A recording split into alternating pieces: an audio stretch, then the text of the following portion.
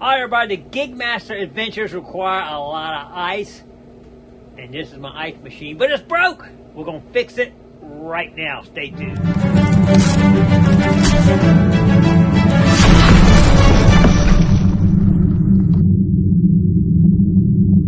What I got here is an old refrigerator, and I use it to make ice. Y'all know I use ice for a lot of things. Keeping my crabs cool, my shrimp cool, keeping my drinks cool in my cooler. When I go out on adventures, gotta have good, gotta stay hydrated, so I always keep everything cold.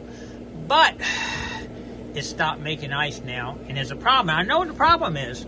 For those of you who don't know how a refrigerator works, what it does, it has a defrost timer control up here that actually cuts a heater on back down in here, underneath here. We're gonna pull this apart and I'm gonna show it to you.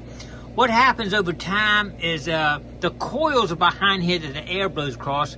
Moisture gets in them and it freezes up all over them, and it gets to the point it clogs up the air and they won't even cool down like it should anymore. And there's a heater in here that comes on and off every now and then, and that's controlled by a little thermostat controller up there that cuts it on routinely, and it'll heat up and melt all that ice off the coil, so they work right.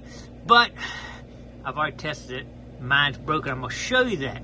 Let's take this off right here, and I'm going to show you what's going on. As you see, I do have a full bucket of ice. We'll put it in the deep freeze over here to save for use later. All right, let's get this off and check it out.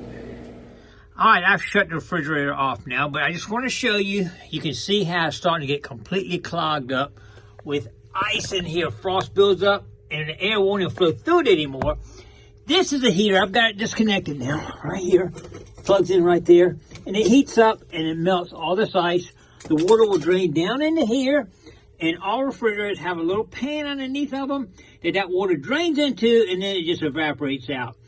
But right now, it's I just melted this about a week ago. What you can do to get by is just shut your refrigerator down, once a week, and let it melt down on its own. Crank it back up, and it'll go again. But without that timer cutting this heater on, it's either the timer goes bad or the heating element goes bad. And this one is a heating element, and I'm gonna take it in there and show you how to test it.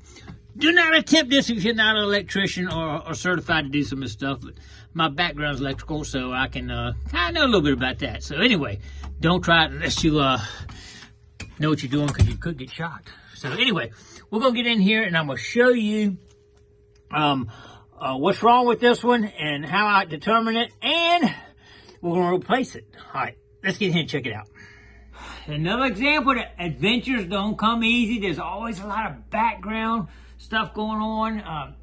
You see me repairing stuff all the time, making ice, just everything going on. But thought I'd bring along one of my little background, behind the scenes type thing. This is the one that came out. I don't know if y'all can see that or not, but it's black inside.